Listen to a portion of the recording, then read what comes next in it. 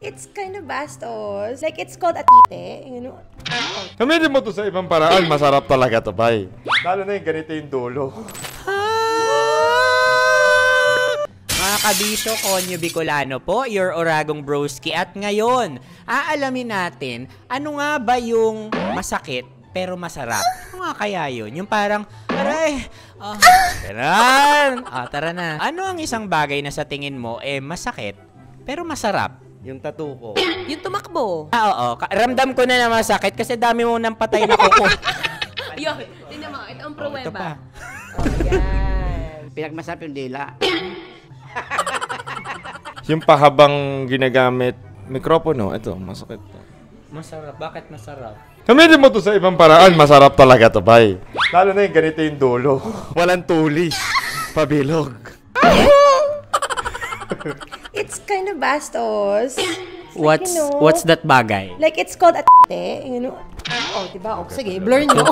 It's masikip pero masarap. Ginawa ko sa bibig ko. Meron akong ipinasok na matigas. At medyo siya, tumagal siya ng taon.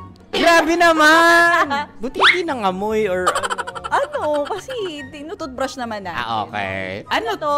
Alam mo kung ano to? Ano? Braces. Braces. Pero totoo daw ba? Parang may buhok ulo pag braces? Sumasabit. Kahit nga, ibang klaseng buhok Marami namang klase ng buhok na pwede mong makain. Mga kagaya ng mga... Buhok ng mais. Buhok ng mais, buhok ng tahong. Mga kabisyo, maraming salamat. Kung ikaw ay natuwa, pumadya ka. Kung ikaw ay masaya, umungol ka. Yan. Maraming salamat, Konyo Bicolano po. Hit follow, like, subscribe para sa mas marami pang masasayang content. Woohoo! Bye-bye! Sarap manood ng radyo, no? Ginawa mo na talagang bisyo ang panonood sa amin, no? Umabot ka na rito Huy!